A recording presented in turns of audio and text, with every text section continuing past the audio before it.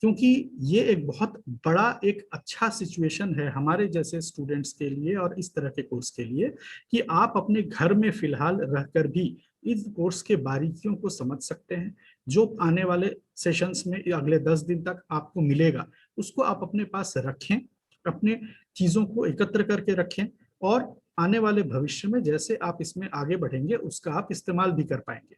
और एक अच्छी बात जो है, दूसरे अलग अलग फील्ड में, चाहे वो कंप्यूटर्स का फील्ड हो, चाहे अलग मैन्युफैक्चरिंग का फील्ड हो, उसमें आप अपने घर से सारी चीजों को नहीं कर सकते।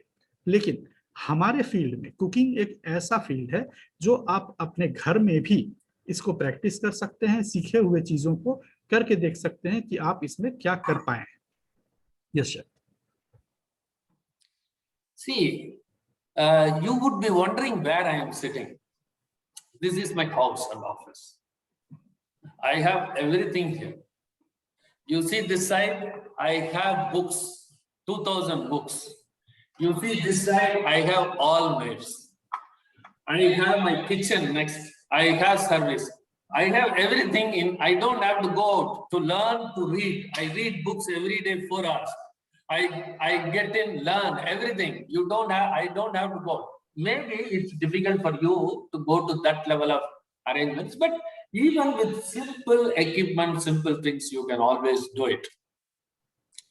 Okay, now I am going to talk. I am going to give a presentation on how to become a chef, how to become a good cook, how to become like us. It's possible. It's not difficult. I'm telling you, it's not difficult. You have so much of opportunity, so much of this thing. So now my presentation is going to talk to you about how to become a chef. So आपको ये जानना पड़ेगा कि मैं अभी इस घर पे जो बैठा हूँ, शेफ का कहना है, आप देख सकते हैं यही उनका घर भी है, यही उनका वर्क स्टेशन भी है, यही उनका ऑफिस भी है। यहीं से वो सारी चीजें आगे की बातों को समझ सकते हैं, कर सकते हैं। इस रूम के बगल में उनका अपना किचन भी है सारे फैसिलिटी के साथ। तो ये सारी व्यवस्थाएं आज के डेट में, आज के जो हम जिस समय से बीत रहे हैं उसमें ये सारी सुविधाएं यहाँ पर हैं। और आगे इस सेशन में शेफ आपको उनके जैसा एक सक्सेसफुल इंसान, एक शेफ कैसे बना जाए उसके बारीकियों के बारे में बताने वाले हैं। Yes chef. okay, so I am sure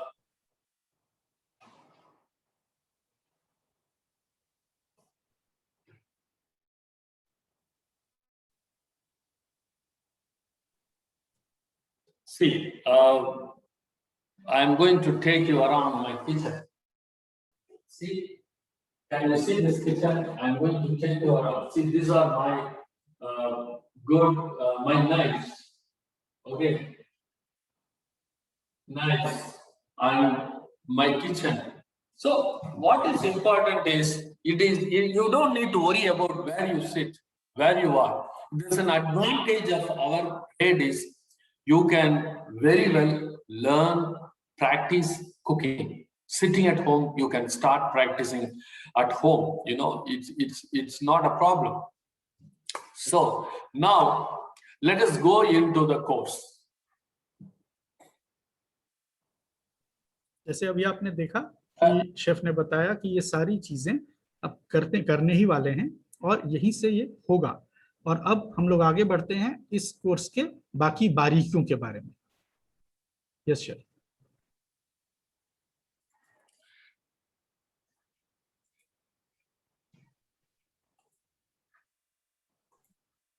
Okay, now I am going to start a presentation, so it is good with the presentation. So every slide over, I'll stop, then you can translate. Okay? Right. That is how we. Right.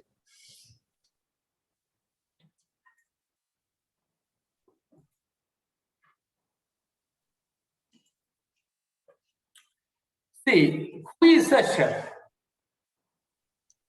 You want to become a chef. Then who is a chef? A chef is a person who has extensively studied, thoroughly practiced, and hard work learn the nuances of culinary art and management for many years. I'm well versed in running a successful kitchen and produces good food properly and consistently in a professional environment. Anybody, girls, anybody ask you, what is a chef? What are you going to become in life? This is your answer. I am going to become a chef. This is the job of a chef. Can you translate? एक अच्छा chef बनने के लिए सबसे पहले आपको उसके बारे में पढ़ना पड़ेगा। आप पढ़े हैं, आप चीजों को नॉलेज रखते हैं, तभी आप आगे बढ़ सकते हैं। इसके अलावा आपको सीखे हुए चीजों का प्रैक्टिस करना पड़ेगा। ये बहुत ही आवश्यक है कि जो आप सीख रहे हैं, जो आपको नॉलेज बढ़ रहा है, आप साथ साथ अपने स्किल्स को डेवलप करने के लिए उसका प्रैक्टिस भी करते जाएं और इस फील्ड के बारीकियों के बारे में आप समझते जाएं। आपको जानना बहुत जरूरी है और ये सारी बातें लगातार होनी चाहिए। ऐसा नहीं, शेफ ने एक शब्द यूज किया कि कंसिस्टेंट होना पड़ेगा, यानी कि आपको लगातार इन चीजों को करते रहना पड़ेगा, तभी आपके अंदर ये सारी बातें आएंगी और आप एक शेफ बनने की तरफ अग्रसर हो पाएंगे। Yes chef. So a chef is a person who is thoroughly studied. I think he has told. Can you translate in Hindi, gentlemen? Anyway, I have told already. Pavitra, tell me. Hello. Chef, I think you'll have to mute the other phone one, Chef. Okay. It's echoing. I removed. Okay. Now it's okay? No, Chef, I don't think. No, just mute your other phone. Then there won't be an echo. Try doing a sound check, Chef. Yeah. Yeah. Better, Chef. Better, Chef. Okay. Okay, Chef.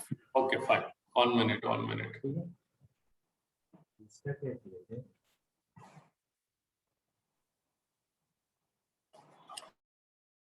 Okay. Now it is okay? Clear? Hello? Yes, Chef. Yes, Chef. Yes, Okay. Chef. So, I don't want you to read this so much. It is so difficult. Just keep it clear. So, chef is one.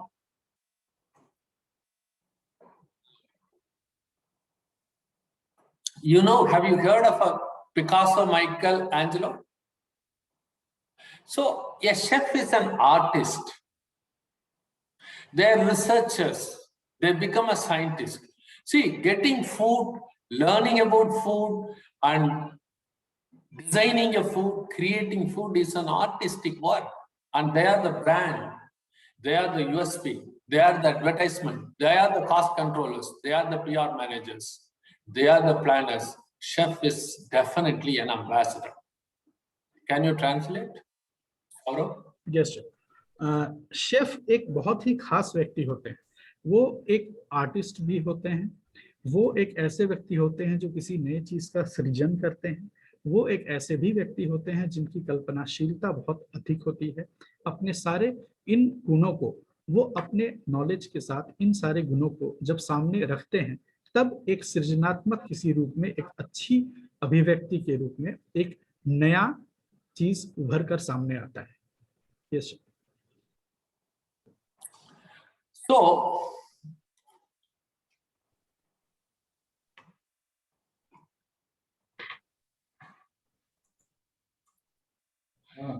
Chef, I believe your presentation is not visible in our screens.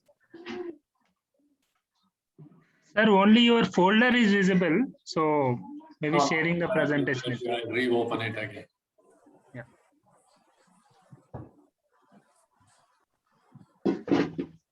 So, now it is visible? Not yet, Chef. Yes. Chef, if I may suggest, you open your file and keep it on your desktop, as in start opening the file, and then if you share it, it'll show. Ah, there it is. Now it's there. It's coming, Chef. Now it's there. See, there are some people are coming in, so that is popping up. That is actually disturbing. We should tell them. So, okay, you want to become a chef. Okay, you want to become a chef, na? Don't say, no, sir, I am very young. I'm just 1 year. How can I become a chef? No, you can become a chef. I don't know. You can even tomorrow become the Prime Minister of India, President of India. There is no stoppage. There is no dearth of what you become in life. So, if you want to grow, if you want to become something, if you want to become a chef, maybe 5 years, 2 years, 3 years, 10 years, you can become a chef, no problem. Can you translate this? It's important. Yes. आपको लगता होगा कि एक chef बनने के लिए काफी सारा समय चाहिए, लेकिन आपके पास 1 साल का समय था, आपने 1 साल का कोर्स किया। ये संभव है कि आप 1 साल के एक कोर्स को करके भी शेफ बन सकते हैं। ये भी संभव है कि आने वाले भविष्य में आप इस देश के कोई बहुत ही महत्वपूर्ण व्यक्ति बन सकते हैं। आप एक प्राइम मिनिस्टर बन सकते हैं, आप दूसरे महत्वपूर्ण पदों पर जा सकते हैं। ये आपके विश्वास को आगे लेके चलने वाली बात है कि आप ये कर सकते हैं। Chef, See, we all want to become chefs. So, when you want to become a chef means suppose you want to manage, say certain, see, chef is what I said, I want to join a hotel. I want to start a restaurant. I want to start a cloud kitchen. I want to do an outdoor catering. I want to do a food cart to start with. You can do all that, but remember, you must have knowledge of ingredients. You must learn. If you go to a shop, find out what are the ingredients they have. What are the different kind of dals? What are the different kind of spices? That's very important. Then manage a diverse manpower. You have to work with people. You have to learn the culture of the people. You must also learn the nutritive requirements. That's very important. What are the nutritive requirements of various ingredients? What do you have? What a human being requires? Human being require carbohydrate, fat, protein, then vitamin A, B, C, D, E, vitamin K, B1, B6, B12, magnesium, you need all. So which all the food has got what nutrients? That's very important. Can you translate them? We can. Chef एक वैसे व्यक्ति हैं जिनको सारे चीजों को संभालना आना चाहिए, मैनेज करना आना चाहिए। इसके साथ साथ शेफ को हर तरह के इंग्रेडिएंट्स की जानकारी भी होनी चाहिए, चाहे वो अलग अलग तरह के स्पाइसेस या मसाले हों, चाहे वो दूसरे तरह के हमारे किचन में यूज होने वाले अलग अलग तरह के दूसरे इंग्रेडिएंट्स हों। इसके साथ साथ कौन से इंग्रेडिएंट की क्या पोषक तत्व हैं, उसमें क्या न्यूट्रिशन कंटेंट है, कितनी सारी अच्छी चीजें उसमें हैं, अलग अलग विटामिन हैं या बाकी सारी बातें हैं, इसकी जानकारी भी होनी चाहिए। क्योंकि जब इन सारे बातों को आप जान लेंगे, समझ पाएंगे, जिन इंग्रेडिएंट्स के साथ आप काम करते हैं उन इंग्रेडिएंट्स के बारे में आप समझ जाएंगे, तभी आप उन चीजों को लेके एक बहुत अच्छे तरीके से आगे का काम आप करते हुए आगे बढ़ पाएंगे। Yes sir. So chefs are guardian of food. You manage food and you have to take green initiatives and you have to have knowledge of equipment. Knowledge of equipment means what are the different equipment? What does this equipment do? You should have cleanliness and hygiene habits. From now itself, you should practice cleanliness. You should practice hygiene. That's very important. आपको अलग अलग तरह के औजार जो एक kitchen में use होते हैं, छोटे हों या बड़े किचन इक्विपमेंट हो, उन सारी चीजों का इस्तेमाल के बारे में पता होना चाहिए। और यही वो समय है जब आपको किचन के अंदर और अपने काम को करते समय जो सफाई है, क्लीनलीनेस है या हाइजीन है, वो अपने लिए हो या काम के दौरान हो, इन सारे बातों के महत्व को समझना भी है और इनको लागू भी करना है। तभी आप एक अच्छे लेवल पे इन चीजों को लेकर सफलतापूर्वक आगे बढ़ने का सोच पाएंगे। Yes sir. So,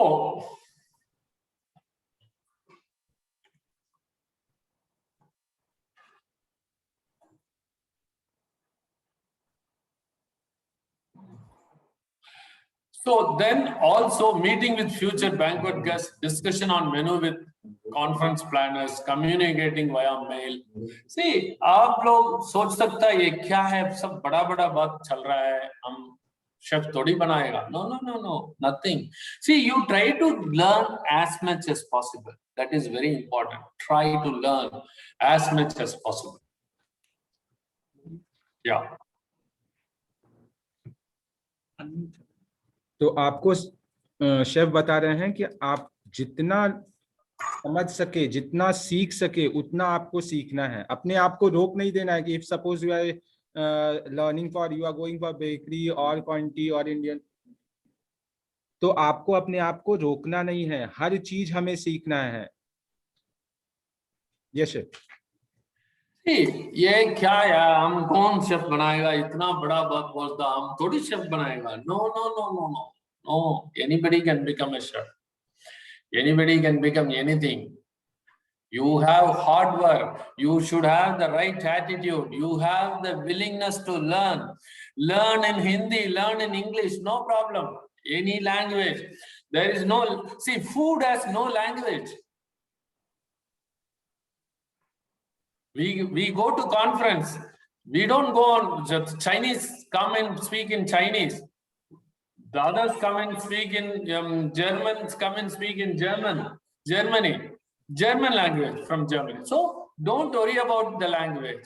Learn the tricks, learn the ingredients, learn the equipment. That is important. Yeah. So chef का बताना है कि हम लोगों को ये नहीं सोचना है कि हमें हिंदी आती है तो हम कैसे सक्सीड करेंगे या हम कैसे काम करेंगे. लैंग्वेज मैटर नहीं रखता है. हमें जो इस बेसिक लेवल पे सीखना है वो है tricks.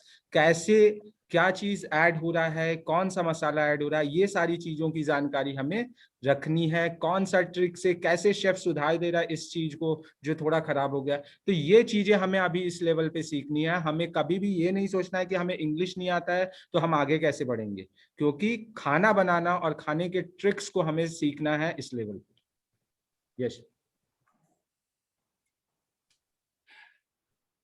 See, chefs actually create food, So you have to talk to the dish when you make, You can make a good dish.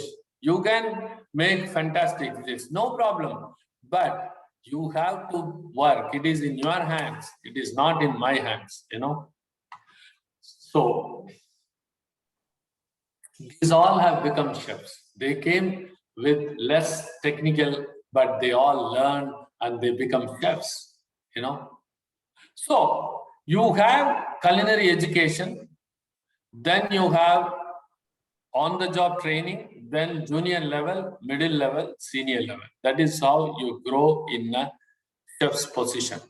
Okay, let us see now next thing. What are the attributes a chef requires? First one is attitude, leadership, hard work, discipline, teamwork, marketing abilities, endurance, gratitude, influence, delineation, integrity, loyalty, and reliability.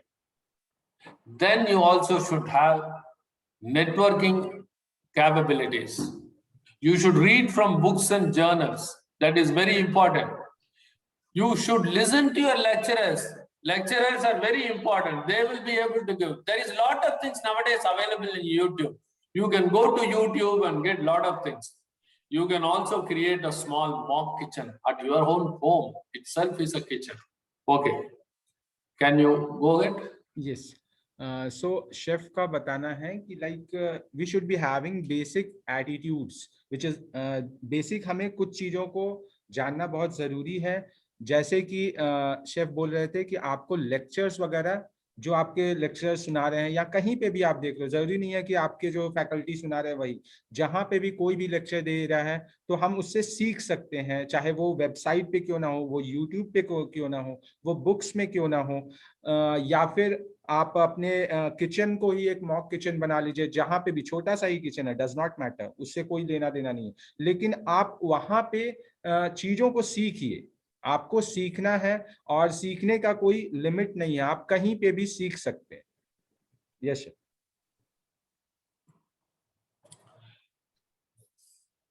So now, okay, let us now see in detail what all you should learn to become a successful chef. You want to become a chef, am I right? You want to become a chef. Maybe not now. I don't say tomorrow you come out of the school, you become a chef. No. You may take 2 years, you may take 3 years, you may take 5 years. The first one is try to read books. Have a habit of reading books. Have a habit of reading journals. You see here, I have about, how many books I have? I have about 2,000 books. I read books. Even at this age, I read books. You know, there are so many good books out there. Either you can get a photocopy, you can even have a soft copy. I will give you soft copy books by email. Please remind me, some basic books you need. I'll give it to you, no problem. It's free. There is no money. You want to read, the knowledge is available plenty, no problem. Can you translate? Yes. तो हमें knowledge लेने के लिए हम लोगों को book पढ़ना बहुत ज़रूरी है। किताबें जो है देखिए नेट पे भी अवेलेबल है, आज के डेट में आप डाउनलोड कर सकते हैं, जो बिल्कुल फ्री है। तो हमें ये नहीं सोचना है कि हाँ जो हमारे सर बता रहे हैं हम उतना ही सीखें, नहीं, आपको और भी एक्स्ट्रा नॉलेज लेना है। और बुक्स तो हमेशा पढ़ते रहना, वो पार्ट है हमारे लाइफ का। और लर्निंग प्रोसेस जो है वो मरते दम तक एंड नहीं होती है, तो हमेशा हमें बुक्स को रेफर करते रहना। जितना हम रेफर करेंगे उतना हमारा दिमाग शार्प होते जाएगा। Yes sir. So, once you have books, you'll have a lot of knowledge. It's very important. See, I have read books, I have studied books. That is how I have made all this material for you.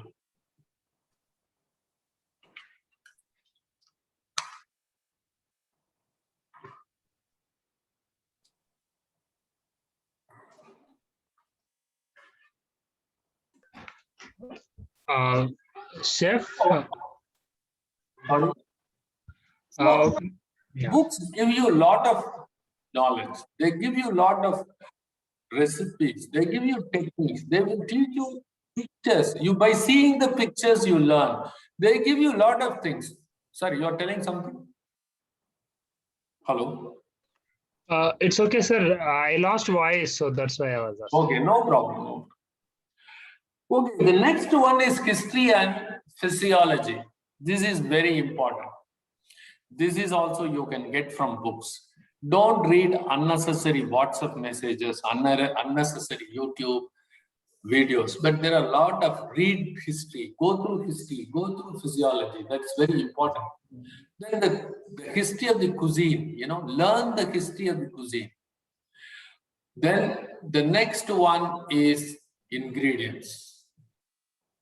Try to learn ingredients. Ingredients are very important. Whether you have spices, whether you have herbs, you have dal, lentil, fowl, fish hai, machi hai, different kind of machi hai. You keep reading and understanding about the various ingredients. So ingredients are very, very important. There are more than 5,000 ingredients. So you learn, I teach my chefs about ingredients. First one is, you want to complete the translation so far? Yes. So chef का बोलना है कि हमें जो है फालतू की WhatsApp वाली चीजें को देखना नहीं चाहिए। इनफैक्ट हम लोग अगर इतिहास को जानने की कोशिश करेंगे, इतिहास, क्विजीन का क्या इतिहास है, कैसे स्टार्टअप हुआ था, कैसे शुरुआत हुई थी इसकी, तो हमें बहुत सारा नॉलेज गेन होगा, मिलेगा। इनफैक्ट हमें क्या चाहिए कि इंग्रेडिएंट्स, जितने भी इंग्रेडिएंट्स हैं उसके बारे में हमें जानना चाहिए। 5,000 से ज्यादा इंग्रेडिएंट्स हैं टोटल। तो उसमें आपको देखना होगा कि कौन से इंग्रेडिएंट कैसा दिखता है, वो कैसा टेस्ट करता है, क्या एरोमा। तो ये सारी चीजें हमें तब पता चलेगी जब हम उसे देखेंगे, उसे टेस्ट करेंगे। तो हमें कोशिश, बीइंग अ शेफ, हमें कोशिश ये करना चाहिए कि हम हर तरीके के इंग्रेडिएंट, एडिबल इंग्रेडिएंट्स को टेस्ट जरूर करें, देखें जरूर और जाने कि इसका क्या यूज हो सकता है। Yes chef. See, I will divide the ingredients into various classes. We will divide it into various items. First one is dry provisions. See, dry provisions are your chili powder, your dal, your rice, sugar, coffee powder, tea powder, cinnamon, garlic, chawal, namak, tel, or इलायची, long, pista, badam, kaju, all had dry. वो आप same temperature में आप लोग रख सकता है ना। Next is vegetables, fruits. ये सब्जी है और फल है। So vegetable and fruits you have to keep it in the refrigerator at less than 10 degrees centigrade. Okay, so they are classified into a different classification. So first one is dry provisions, second one is vegetables, third one is fruits. We will see more. Can you translate? Then we will see more. Yes. So chef बता रहे हैं कि ingredients को usually जो divide किया जा रहा है वो 3 तरीके से है। पहला है ड्राई प्रोविजन, मतलब कि जो सूखे हुए इंग्रेडिएंट है, जैसे कि आप स्पाइसेस हो गए, हल्दी हो गया, सिनेमन हो गया, दालचीनी हो गई, ठीक है, गोल मिर्च हो गई जैसा कि आप फोटो में देख रहे हैं, शक्कर हो गया, तो ये सारे ड्राई प्रोविजन में आ गए। नेक्स्ट इज वेजिटेबल्स, मतलब जितने भी वैरायटी है वेजिटेबल्स के, जैसे कि हम लोग यूज कर रहे हैं लौकी, देन टिंडा, तो ये सारे हो गए वेजिटेबल्स में। एंड फ्रूट्स में जितने भी फ्रूट्स हैं जैसे एप्पल हो गया, बनाना हो गया, तो ये सारे फ्रूट्स है। तो ये 3 तरीके से इंग्रेडिएंट्स को विभाजित किया जा रहा है। Yes sir. Then you have dairy products. In dairy में processed cheese, pasteurized butter अलग है। Dairy में milk and cream अलग है।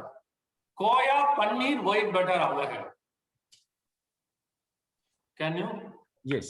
So देखिए डेयरी प्रोडक्ट्स में अगेन 3 तरीके से डिवाइड किया है। एक है प्रोसेस्ड चीज, पॉस्चराइज्ड बटर, मतलब कि प्रोसेस्ड चीज आपको पता है पनीर है, ठीक है, बटर जो पॉस्चराइजेशन के थ्रू बन रही है।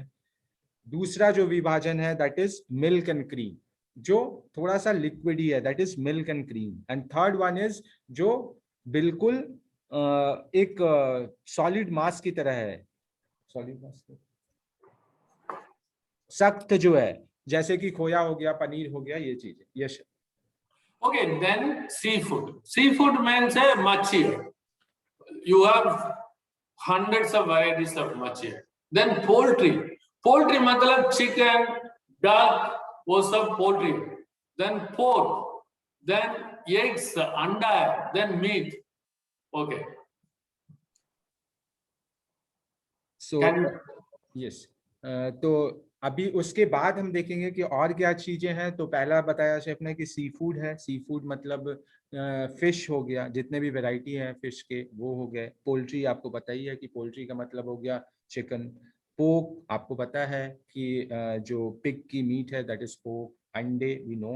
And meat means it can be red meat और it can be pink meat. Meat में यूजुअली जो है रेड मीट को कंसीडर किया जा रहा है। Yes, sir. So that is how you really have a very good different classification of various ingredients. The next one is proprietary sauces. ये proprietary sauces मतलब क्या है?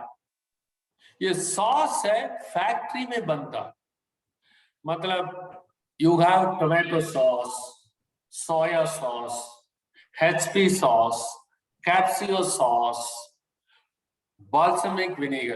These are all proprietary sauces. Yeah. So, Please. yes. Proprietary sauce ऐसे sauce है जो certain brand name के अंदर बनती है इंडस्ट्रीज में, ठीक है। हम लोग घर पे नहीं बनाते हैं, स्पेसिफिकली अलग अलग कंपनीज हैं वो अपना बनाती हैं और वो मार्केट में भेजती हैं। हर किसी का टेस्ट सेम होगा, टोमेटो केचप आप देखिएगा किसान का और मैगी का, तो दोनों का अलग अलग होगा। तो ये चीजें हमें देखनी है कि प्रोप्राइटरी सॉस का मतलब ऐसे सॉस जो कोई कंपनी अपने हिसाब से उसको बनाता है। Yes chef. Then you have bottled drinks. A bottled drinks मतलब ये है कोका कोला, फैंटा, जूस है, सब कुछ है। लिकर है, ये दारू आपका पता है इंडियन है, लिकर इंपोर्टेड है। ये हम लग्जरी होटल में, स्पेशलिटी रेस्टोरेंट में, फ्रेंच कुजीन में यूज करता है, इटालियन कुजीन में यूज करता है। So these are all also important. तो नेक्स्ट जो पार्ट है दैट इज अबाउट ड्रिंक्स। आपको पता है कि आपने क्वांटी में यूज भी किया है, क्वांटी में जो वाइट वाइन है, रेड वाइन है, तो ये सारी चीजें यूज होती हैं। तो ड्रिंक्स भी जो है, जितने भी लिकर्स जो हैं वो भी एक इंग्रेडिएंट है। इनफैक्ट बॉटल ड्रिंक्स में आ गया जो कार्बन डाइऑक्साइड वाले जो ड्रिंक्स आते हैं, जैसे कोको कोला हो गया, पेप्सी हो गई, तो ये सारी चीजें। Yes. Then we have fresh yeast, creams, imported provisions. अच्छा, हम पहले देखा है ड्राई प्रोविजन से ऐसा है, चावल, चीनी, कॉफी पाउडर, दाल सब लोकल में मिलता है। बट इंपोर्टेड प्रोविजंस मतलब लॉट ऑफ चीजें इंपोर्टेड करता है, बाहर से ले गया था। लाइक बाल्समिक विनेगर है, ऑलिव ऑयल है, ऑलिव्स है, ब्लैक ऑलिव्स है, ये नहीं मिलता इंडिया में, ये हम बाहर से लेकर। देन इंपोर्टेड पेरिशेबल्स है, कोई लाइक ड्राई चेरी है, आप बहुत देखा होगा इंपोर्टेड फ्रूट्स और कुछ वो बाहर से आता। So can you yes. तो अभी तक हम लोगों ने देखा कि ड्राई इंग्रेडिएंट्स थे, देन लिकर है, फ्रूट्स हैं, वेजिटेबल्स है। अब यहाँ पे बता रहे हैं कि फ्रेश ईस्ट भी है एक इंग्रेडिएंट। आपको पता है ईस्ट माइक्रो ऑर्गेनिज्म है। आइसक्रीम्स है। अब यहाँ पे देखने वाली बात है इंपोर्टेड प्रोविजंस, मतलब कि कुछ चीजें बाहर देश से हम लोग यहाँ पे मंगाते हैं जो कि यूज होता है, ठीक है।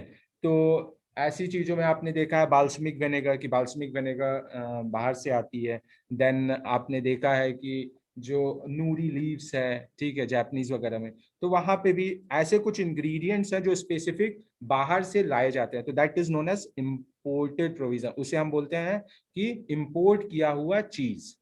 And last one is imported perishable. Now कुछ ऐसी भी चीजें हैं जो पेरिशेबल हैं, जो तुरंत खराब होने वाली है, वो भी इंपोर्ट होती है, बॉटल होके वो भी इंपोर्ट होती है। आपने देखा है कि ऑलिव्स जो है वो बॉटल में आते हैं, ग्रीन ऑलिव्स, ब्लैक ऑलिव्स, तो ये सारी चीजें इंपोर्टेड पेरिशेबल्स के अंदर आती है। Yes sir.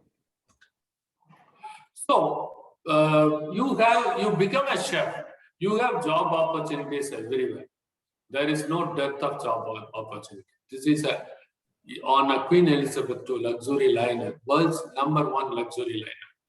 This is a ship which I was an invited chef. So there is no problem of job. Okay, then menu terms. So third is first we talked about books and periodicals. Second, we talked about history. Third, we talked about ingredients and how do you classify ingredients. And fourth is menu terms. See, menu terms is the dictionary of chefs. Menu terms is the Bible. Without knowing menu terms, you can't proceed. So please start learning menu terms. You know? So, tell. Yes, sir. तो chef का बोलना है कि देखिए menu terminology जानना, menu के जो terms हैं जो आपको भी बताया गया है, ये जानना बहुत जरूरी है। अगर आप टर्म्स नहीं जानोगे तो बहुत बार आपको रेसिपी भी नहीं समझ में आएगी, अगर आप देखिएगा तो टर्मिनोलॉजी हमें याद होना चाहिए। क्योंकि कभी कभार आप जैसे आप जॉब पे जाओगे, वहां पे भी आप देखोगे शेफ बोल रहा है कुछ कहने के लिए, बोल रहा है बुके गार्नी ले आना, तो आपको जब पता ही नहीं होगा कि व्हाट इज बुके गार्नी, तो आप लाओगे कैसे। तो ये मेन्यू टर्म्स हमें जानना बहुत जरूरी है, ये हमारे लिए डिक्शनरी है। अगर ये नहीं होगा तो हम लोग आगे बहुत मुश्किल होगी काम करने में। Yes chef. Okay, so For example, in lot of menu terms, ये roti menu term, roti मतलब क्या? इधर हम देखो aspic है. What do you mean by aspic? Aspic, a clear jelly made from poultry or meat or vegetable stock and gelatin. Then strained, cleared and chilled and used to dress savory food. That is a jelly, that is aspic. So we used to use this for covering various molds and we surround them with this food, that is jelly.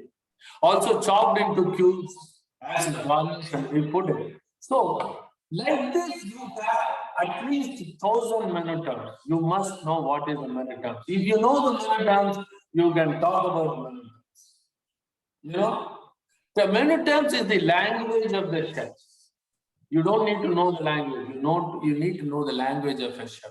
Chef will say, this is the lifeline. Chef will say, ye leke aao, whisk leke aao. Whisk is a menu term. You must know what is a whisk. Ye wo aspic leke aao, pastry leke aao, flour leke aao. So ye language hai, menu hai, language hai. So you must have to improve your knowledge about food. These menu terms are vital and they are very important. Can you go ahead with this? So देखिए हम लोगों को menu terminology का knowledge बहुत अच्छे से होना चाहिए क्योंकि शेफ्स हमेशा ऐसे ही लैंग्वेज यूज करेंगे जैसा कि अभी आपने देखा भी पिक्चर में शेफ ने दिखाया एस्पिक कैसे बना हुआ है, ठीक है, by reducing the stock and then clarifying it and then again gelatin will be added and then it is converted into gel form, ठीक है, दैट इज एस्पिक जेली. तो अगर आपको बोलेगा कि आप एक एस्पिक बनाइए और आपको पता ही नहीं है कि भाई एस्पिक जेली क्या होती है और एस्पिक जेली कहाँ रखा होगा, तो इसमें आपको दिक्कत आएगी. तो इसके लिए मेन्यू टर्म तो हमें जानना बहुत जरूरी है. इनफैक्ट शेफ कुछ भी बोलेगा तो वो एक टर्मिनोलॉजी के तरह से ही बोलेगा और आपको ये पकड़ तभी पाओगे जब आप इस टर्मिनोलॉजी को जानिएगा. Yes chef. सी ये शेफ बोलेगा वो जेलेटिन ले लो, पानी ले लो, विस्क लेके आओ. सो you should know whisk, you should know gelatin, you should know, and इसमें पानी में मिक्स करो. You must know mix. You must know whisk. Then simmer karo. You must know what is simmering. So these food menu terminologies are the language. If you know this language, you can survive in any part of the world. You don't need to know individual language. You must know this language. So we saw number 1, books, 2, history, 3, we saw ingredients, 4th one we saw menu terms, 5th one is the cooking methods and processes.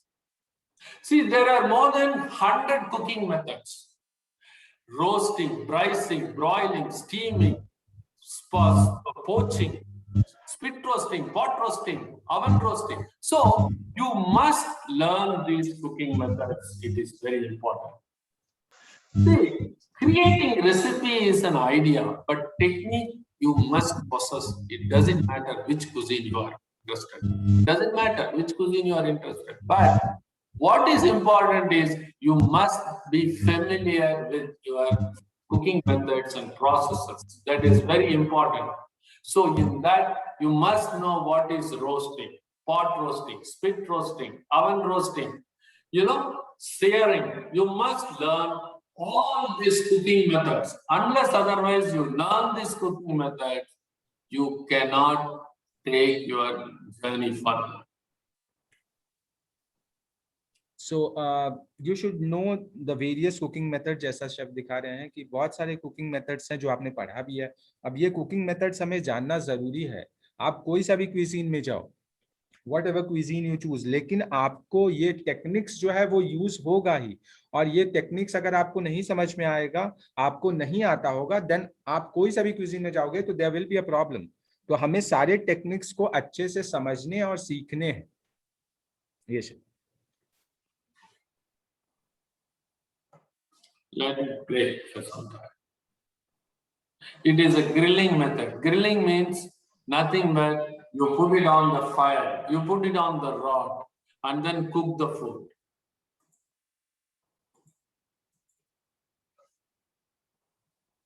Then, sixth one is the knife skills. Okay, knife skills are very, very important. Please go to my YouTube channel and see there are knife skills. It explains to you. Please go through that knife skills. That will very easily give you an idea of the knife skills.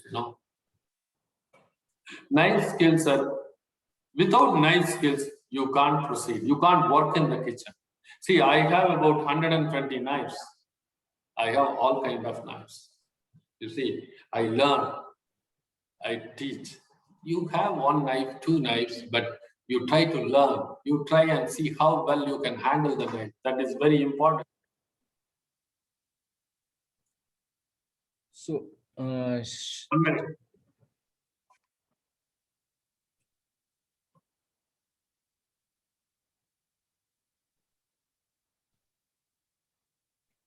तो यहाँ chef बताना चाह रहे हैं कि that knife skill is equally very important.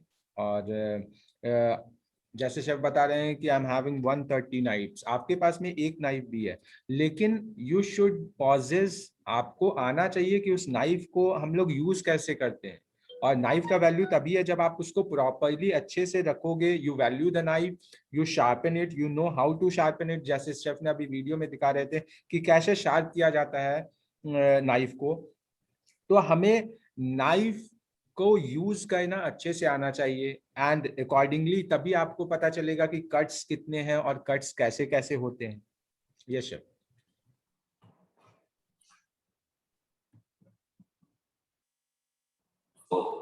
That is, then 6th is knives and skills, 7th is tools and kitchen equipment.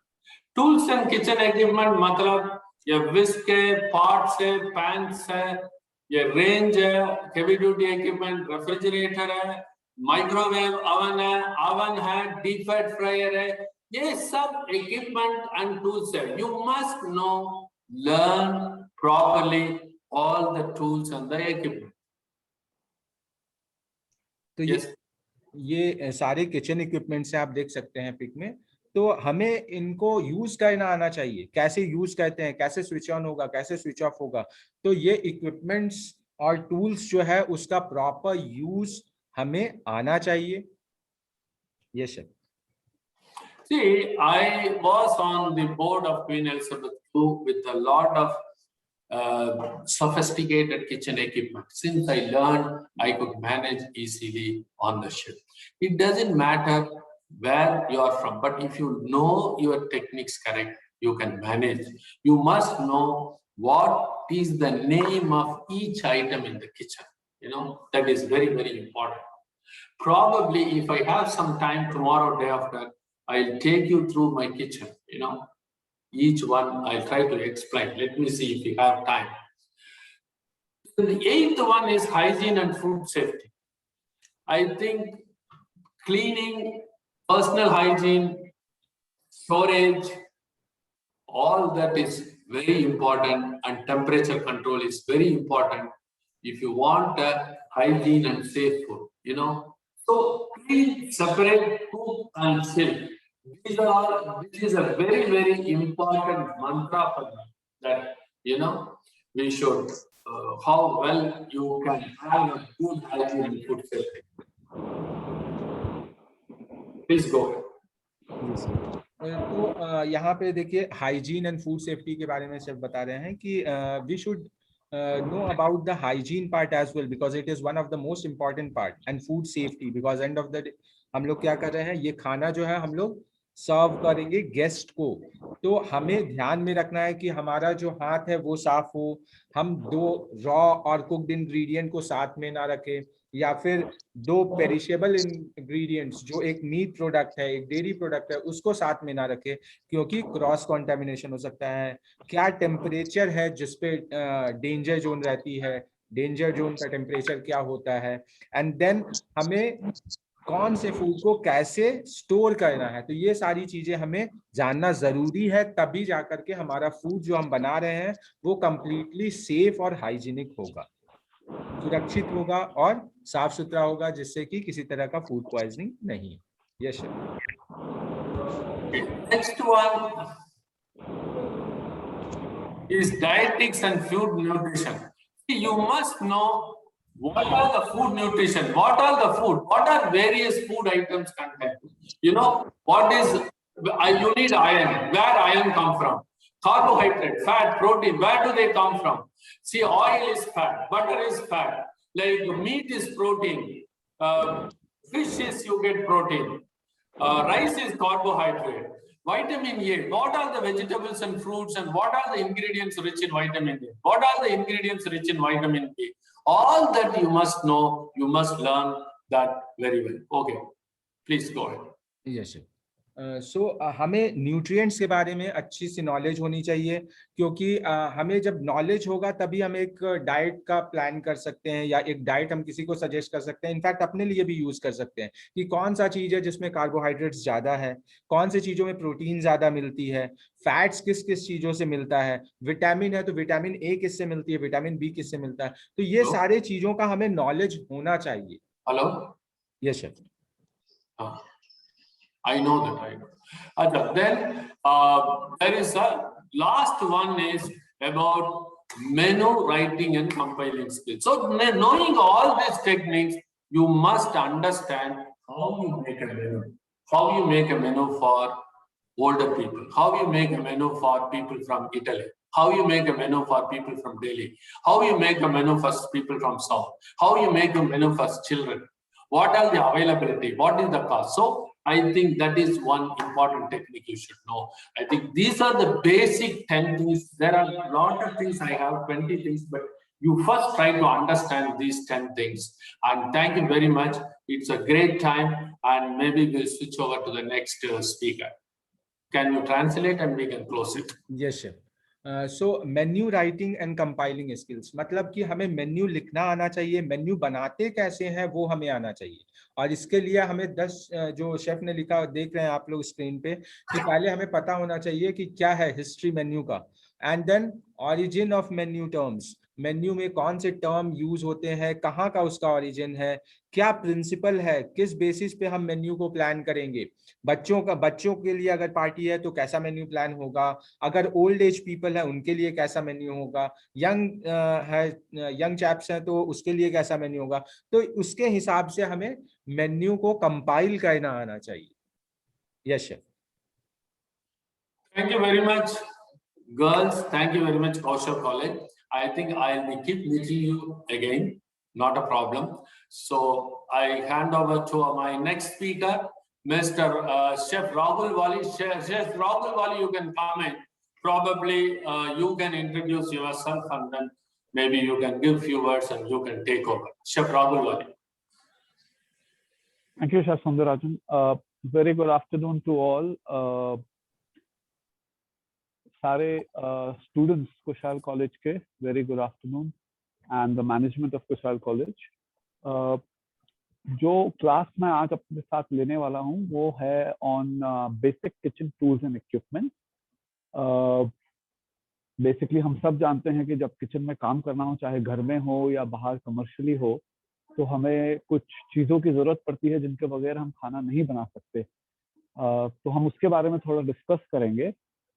Can I share the screen? Yes, Chef, I'll have to make you host. Just give me 1 second. I think. Oh, there you go. There, yeah. Great. Yeah. Thanks. Okay. ये एक छोटा सा presentation जो बनाया है हमने, ये आपके लिए है। Introduction to basic kitchen tools and equipment. तो टूल्स एंड इक्विपमेंट बेसिकली वो चीजें होती हैं जो हमें किचन में काम यूज आती हैं, खाना बनाने के लिए, तो सबसे पहले जो बेसिक टूल हमें जो किचन में काम करना होता है वो होता है बेसिकली सब्जियों को काटना and cooking it. So the basic task in any kitchen is cutting the vegetables, or meat and cooking it. So this is a very basic task of any kitchen. दूसरा जो होता है, every tool and equipment can have different role to play. इसका मतलब ये है कि हर औजार या हर इक्विपमेंट जो किचन में होता है, हर एक का अपना अपना एक रोल होता है, और कई बार तो एक इक्विपमेंट कई रोल प्ले कर सकता है. मतलब कि जैसे एक चाकू आप ले लें तो चाकू अलग अलग टाइप के होते हैं, वो हम डिस्कस करेंगे आगे.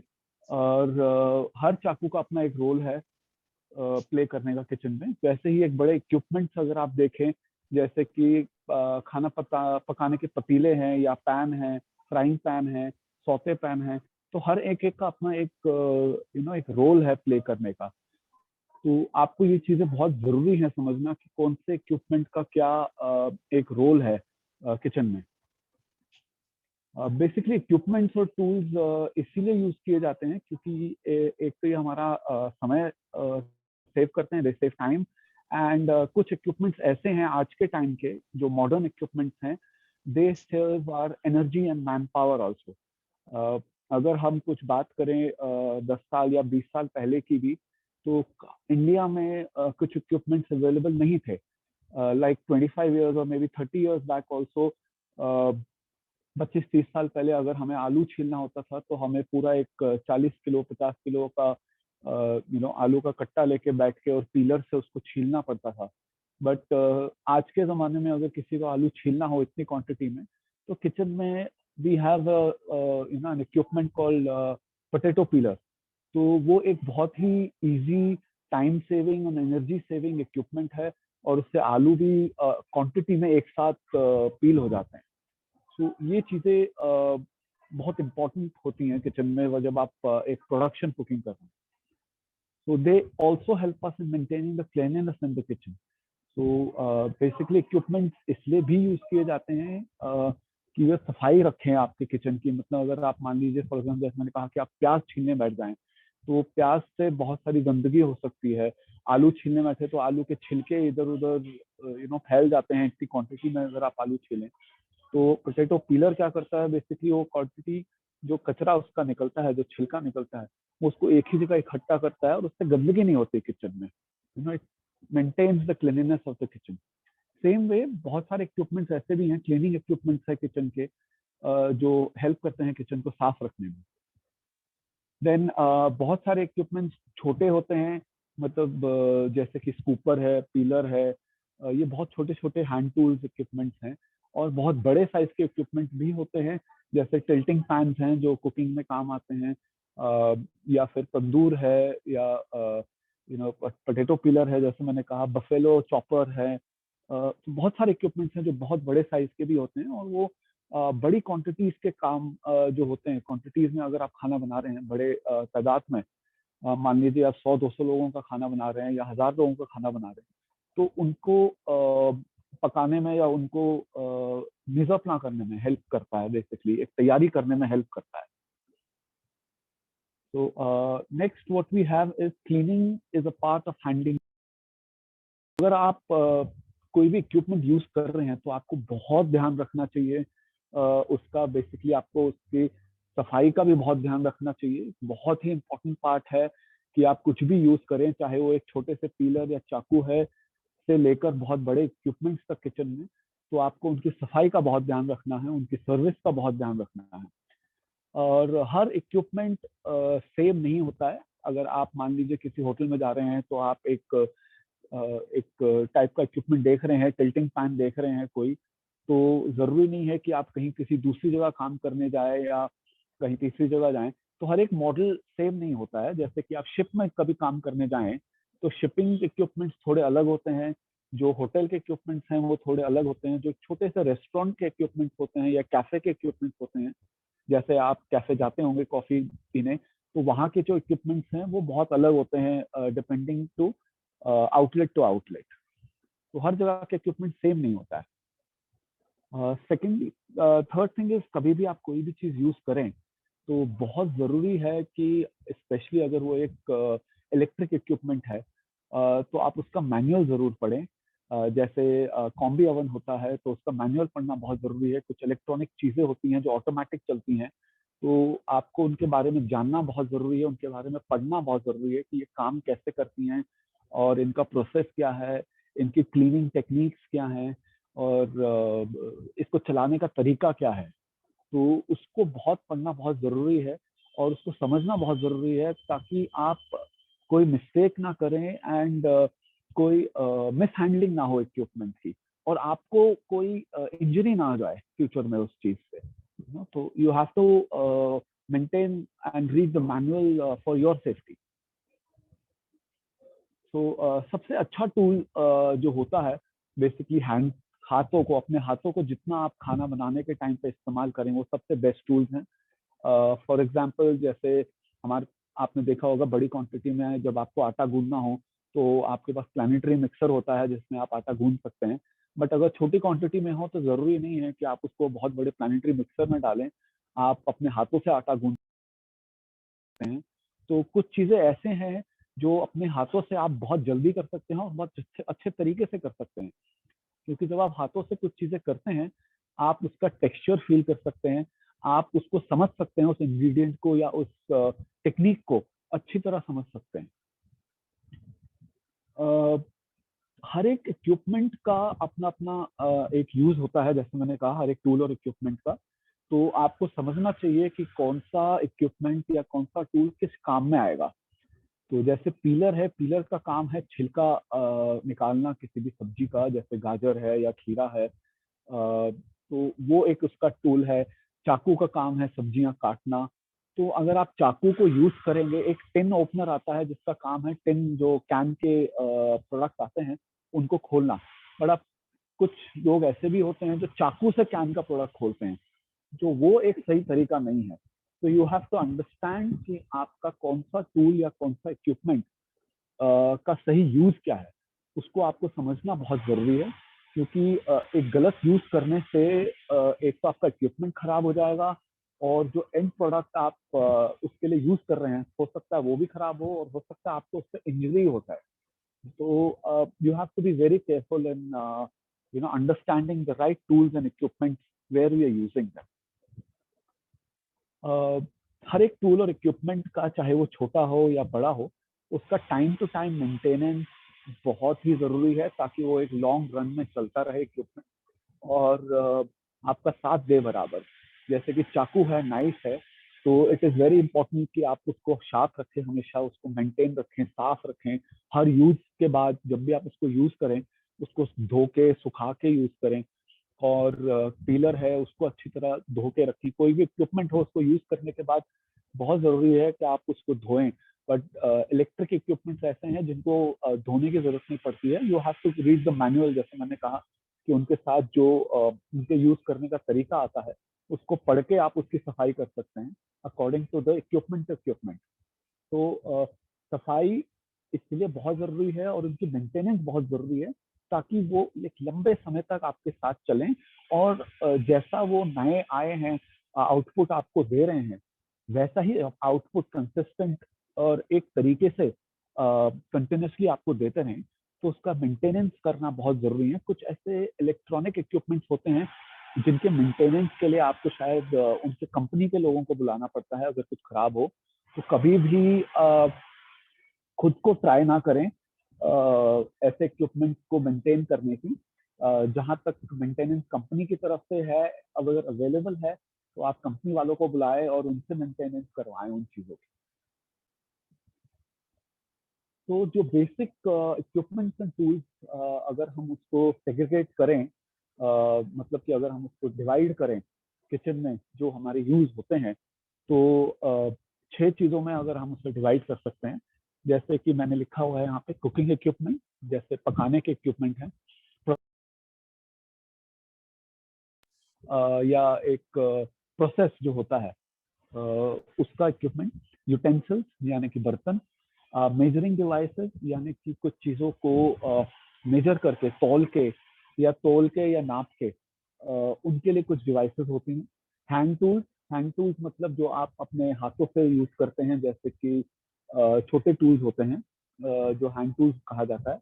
एंड स्मॉल इक्विपमेंट्स, छोटे इक्विपमेंट्स भी होते हैं जो आमतौर आप घरों में भी देखते हैं, हमारे घरों में भी यूज होते हैं छोटे इक्विपमेंट, तो वो किचन में भी यूज होते हैं। So first we'll see the cooking equipments that we have. Cooking equipments में जो हमारे पास आता है, रेंज टॉप्स आते हैं। रेंज का मतलब है गैस रेंज, जो आपके घरों में भी होता है। वो बेसिकली होटल लाइन में, होटल्स के किचन में या बड़े किचन में 3 टाइप के आ जाते हैं। तो ओपन, हॉट प्लेट और इंडक्शन। तो ओपन होता है कि ओपन गैस रेंज, जैसे आपके घरों में होता है गैस वैसे ही होता है, बट जो होटल्स के गैस रेंजेस होते हैं वो साइज बहुत बड़े होते हैं उनके। डिपेंडिंग कि आप इंडियन बना रहे हैं या चाइनीज कर रहे हैं तो चाइनीज गैस रेंज अलग में, और उनका जो गैस प्रेशर होता है वो बहुत ही फास्ट होता है, हेवी होता है। Then second is hot plate.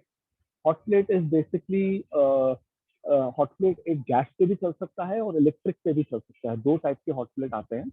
तो gas hot plate same open range होता है, उसके ऊपर एक हॉट प्लेट लाइक एक लोहे की प्लेट की तरह होता है वो, और जैसे ही वो गैस से गर्म होता है तो वो प्लेट के ऊपर आप चीजें रख के, पैन रख के या कुछ रख के पका सकते हैं। तो थर्ड इज इंडक्शन।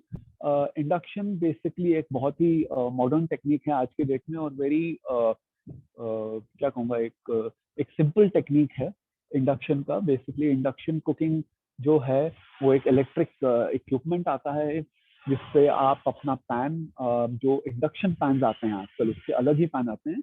इंडक्शन के ऊपर आप हर कोई पैन नहीं यूज कर सकते, उसके एक अलग से कुकिंग यूटेंसिल्स आते हैं, इंडक्शन कुकिंग यूटेंसिल्स, खाली वही इंडक्शन पैन पे चलते हैं। तो ये इलेक्ट्रिक होते हैं और इनसे टेम्परेचर कंट्रोल कर सकते हैं आप बेसिकली। तो ये electronic temperature controlled induction cooking होती है।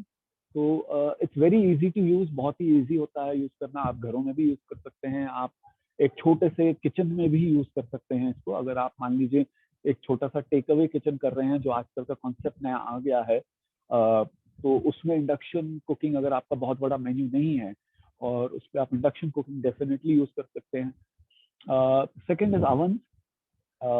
अवन भी हमारे 3 टाइप के होते हैं, बेसिक अवन जो होते हैं, wood fire oven, conventional oven और microwave oven. Wood fire oven basically जो होता है वो ज्यादातर पिज्जा में यूज होता है, वुड फायर पिज्जा में या ब्रेड बेकिंग में। ये एक तंदूर की तरह होता है और इसमें लकड़ी के जरिए आग लगाई जाती है, और आजकल तो कुछ गैस अवन भी हैं। तो एक वुड फायर अवन पिज्जा या एक वुड फायर अवन जो होता है बेसिकली ओपन एरिया में यूज किया जाता है ज्यादातर, जैसे कि लॉन में हो या फिर एक बैकयार्ड में हो, किसी के गार्डन में हो, वहां पे ज्यादातर यूज किया जाता है क्योंकि इसको स्पेस ज्यादा चाहिए होती है। और कोई कोई किचन में भी आप देखेंगे फ्यूचर में होटल्स में, जैसे कि इटालियन किचन होते हैं, वहाँ पे भी वुड फायर अवन लगाए जाते हैं पिज्जा के लिए। Second is conventional oven. Conventional oven का मतलब हुआ बेसिक अवन जो आपने देखा होगा घरों में, फॉर एग्जांपल ओटीजी जैसे है, ओटीजी अवन जो आते हैं बेसिक, जिसमें आप बेकिंग कर सकते हैं, आप ग्रिलिंग कर सकते हैं, आप रोस्टिंग कर सकते हैं। तो ये एक बेसिक कन्वेंशनल अवन होते हैं। अब जो घरों के ओटीजीज होते हैं वो बहुत छोटे होते हैं, बट जो होटल्स में कन्वेंशन अवन होते हैं वो बहुत बड़े साइज के होते हैं, क्योंकि डिपेंडिंग कि आपके किचन का मेन्यू कैसा है और आपको कितनी कुकिंग करनी है, उस हिसाब से कन्वेंशनल अवन उस साइज के होते हैं। Third is microwave. I am sure आप बहुत लोगों ने, कुछ लोगों ने शायद देखा भी होगा माइक्रोवेव और यूज भी किया होगा। और माइक्रोवेव बेसिकली जो टेक्नोलॉजी है वो माइक्रो का मतलब है वेव, मतलब ये एक इलेक्ट्रोमैग्नेटिक वेव्स के थ्रू कुकिंग होती है। And it is very closed cooking, मतलब एक अवन, माइक्रोवेव अवन है जिसके अंदर आप माइक्रोवेव के डिशेस अलग आते हैं, मतलब जो उसके अंदर बर्तन जाते हैं वो अलग आते हैं। और क्योंकि इसके अंदर आप कुछ चीजें नहीं डाल सकते, जैसे कि आप स्टील की या आयरन की चीजें इसके अंदर नहीं डाल सकते हैं, बल्कि आप कन्वेंशनल अवन और वुड फायर अवन में स्टील के और अवन लोहे के बर्तन या एल्युमिनियम के बर्तन जरूर डाल सकते हैं। बट माइक्रोवेव अवन में आप ये बर्तन नहीं डाल सकते। इनके एक डेडिकेटेड बर्तन आते हैं इनके, जो आप खाली माइक्रोवेव में ही यूज कर सकते हैं, जो माइक्रोवेव सेफ कहा जाता है उनको। तो उसमें आप कुकिंग करते हैं। एंड बेसिकली एक ऑटोमेटिक कुकिंग है, आप इसमें खाना डाल दीजिए, आप टाइम सेट कर लीजिए, और टेम्परेचर का तो कुछ कुछ माइक्रोवेव में टेम्परेचर होता है, बट कुछ में नहीं होता, तो उसमें खाली टाइमर के हिसाब से आपका खाना पक जाता है। Then we have salamander. Salamander basically एक खुला अवन कह सकते हैं आप। एक अवन है जिसके अंदर एक बिजली की कॉइल लगी होती है ऊपर और नीचे दोनों तरफ से, ज्यादातर ऊपर की तरफ ज्यादा यूज होता है बेसिकली, एंड उसमें खाना डाला जाता है just to do the finishing, जो फिनिशिंग कहा जाता है। जैसे कि आपको चीज मेल्ट करना है किसी के ऊपर, तो आप वो सैलमेंडर में डाल दीजिए और ऊपर की हीट से सैलमेंडर की वो चीज मेल्ट हो जाएगा और अच्छा कलर आएगा और कंट्रोल आएगा, क्योंकि ओपन है तो खाने के अंदर से कोई असर नहीं पड़ेगा, खाली ऊपर वाले हिस्से पे हीट जाएगी। Next we have a grill. Grill basically एक ऐसा इक्विपमेंट है जैसे बारबेक्यू आपने सुना होगा वर्ड, तो ग्रिल और barbecue is almost same grilling. तो एक हॉट प्लेट और ग्रिल का एक मिक्सचर हमेशा होटल में होता है, जिसपे आप ज्यादातर मीट जैसे बर्गर्स हैं उनकी पैटीज ग्रिल की जाती है, या फिश ग्रिल किया जाता है, या ग्रिल चिकन बनाया जाता है। तो एनी ग्रिल आइटम या ग्रिल वेजिटेबल्स हैं बहुत सारे, तो वो ग्रिल किए जाते हैं। Basically grilling is giving the marks, जो इससे निशान आते हैं ग्रिल के, वो एक फैंसी सा निशान आ जाता है आपके मीट के ऊपर या सब्जियों के ऊपर, तो वो एक डिफाइन करता है कि ये चीज ग्रिल करते हुई। तो ग्रिलिंग और hot plate grills are same like hot plate. आपने देखा होगा जैसे कि डोसा बनाया जाता है, dosa is like a hot plate grill, तो उस पर डोसा बनाया जाता है, या उस पर आप सौते कर सकते हैं, कुछ चीज़ें पका सकते हैं, जैसे कि फिर एग पक सकता है उस पर। कुछ चीज़ें ऐसे भी हैं जो ग्रिल पे भी पक सकती हैं। और ग्रिल जो होता है गैस के ही बनता है। इलेक्ट्रिक ग्रिल्स भी आते हैं आजकल और ग्रिल्स भी आते हैं, बट जो होटल्स में ज्यादातर किचन में देखा जाता है, बड़े किचन में, वो गैस पे ही गर्म होते हैं बेसिकली। डीप फ्रायर बेसिकली आपने देखा होगा, बहुत सारे फास्ट फूड जॉइंट्स में जो फ्रेंच फ्राइज बनती हैं, वो एक डीप फ्रायर में फ्राई करके देते हैं आपको। एक डीप फ्रायर का मतलब है कि बहुत गहरा होता है वो, करीबन अलग अलग साइज के होते हैं वैसे, बट अगर आप देखें तो फ्रेंच फ्राइज के लिए जो बड़े होटल्स में होता है, दैट इज बिग साइज, और उसमें तेल डलता है, साफ तेल, उसको हर रोज चेंज करना पड़ता है। और उसमें एक टोकरी होती है, बास्केट, जिसके अंदर आप अपना इंग्रेडिएंट डालते हैं, जो भी आपको फ्राई करना है, चाहे फ्रेंच फ्राइज हो, चाहे फ्राइड फिश हो, या फिर कोई भी फ्राइड वेजिटेबल हो, कुछ भी फ्राई करना हो, आपको डीप फ्राई करना हो, तो वो उस बास्केट में टोकरी में डाला जाता है, वो टोकरी को तेल में डुबाया जाता है। तो जब वो फ्राई हो जाती है, उस टोकरी को निकाल के उस पर हैंग किया जाता है, ताकि एक्सेस तेल उसका जो है वो निकल जाए, और उसके बाद उस प्रोडक्ट को इंग्रेडिएंट को यूज किया जाता है। Next we have a steamer. Steamer basically ऐसा इक्विपमेंट है जो वर्ड कह रहा है बाय इटसेल्फ, स्टीमर, स्टीम किया जाता है। तो बेसिकली एक दो बर्तन होते हैं, एक नीचे एक ऊपर, और जो नीचे वाला बर्तन होता है उसमें पानी डाला जाता है, जो ऊपर वाला जो बर्तन होता है उसमें आपको कुछ भी स्टीम करना हो, जैसे मोमोज है या फिर आपकी फिश है, या कोई भी आइटम हो जो स्टीम करना हो, दूसरे ऊपर वाले बर्तन में कुछ छेद होते हैं नीचे की तरफ उसके बेस में, तो जो नीचे पानी उबलता है उसके भाप से स्टीम जो निकलती है, वो ऊपर वाले खाने को स्टीम करता है या पकाता है। तो वो एक स्टीमर का एक इक्विपमेंट आता है। तो ये कुछ कुकिंग इक्विपमेंट्स है जो किचन में यूज होते हैं। Then we have processing equipment. Basically processing means कि खाने की तैयारी करना, जो हम एक मीज़ा प्ला भी बोलते हैं, इसमें मीज़ा प्ला भी होता है, और कुछ तैयारियां होती हैं पकाने से पहले, या हो सकता है कुछ चीज़ों को, पकी हुई चीज़ों को भी प्रोसेस किया जाता है इसमें। तो कुछ प्रोसेसिंग इक्विपमेंट्स जो हमने देखे हैं, जैसे मिक्सर्स हैं, बहुत सारे घरों में मिक्सर्स होते हैं, मिक्सिंग जार। तो वी यूज देम बेसिकली कुछ दो चीज़ों को मिक्स करने के लिए, चाहे वो पाउडर फॉर्म में हो या लिक्विड फॉर्म में हो, उन्हें मिक्स करने के लिए हम एक जार में डालते हैं, और उसे मशीन मिक्सर में डाल के जार को इलेक्ट्रिक वे से उसको हम मिक्स करते हैं। Second is food choppers. तो आजकल जो एक मॉडर्न प्रोसेसिंग यूनिट भी आ गया है फूड चॉपर्स का। बेसिकली कुछ ऐसे इक्विपमेंट्स हैं जो आपको चॉपिंग में, कटिंग में बेसिकली एक अलग डिफाइंड शेप अगर देनी हो मान लीजिए, तो उसके लिए भी कुछ इक्विपमेंट्स आ गए हैं जो चॉपिंग को थोड़ा फास्ट कर देते हैं। मिंसिंग करना हो या जूलियन करने हो या कुछ करना हो, तो वो भी एक इक्विपमेंट्स हैं जो हाथ से भी चलते हैं और कुछ ऐसे भी हैं जो इलेक्ट्रिक भी हैं। तो फूड चॉपर्स आर वेरी हर किचन में देखा जाता है food choppers. Then we have slicers.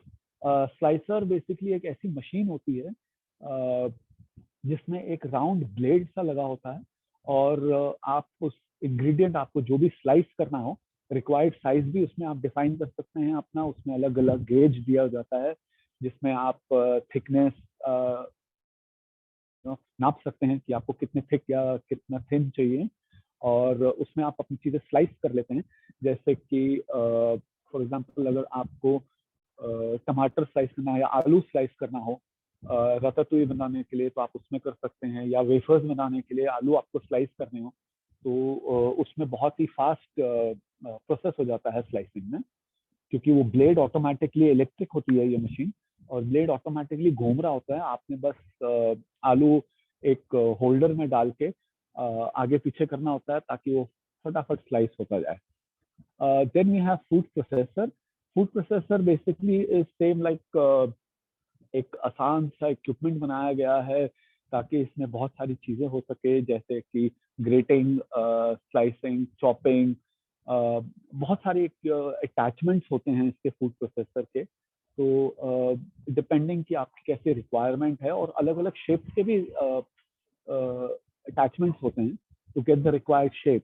तो आप बिल्कुल इसे यूज कर सकते हैं, बहुत सारी चीजों को कटिंग चॉपिंग में यूज कर सकते हैं। Then you have blender.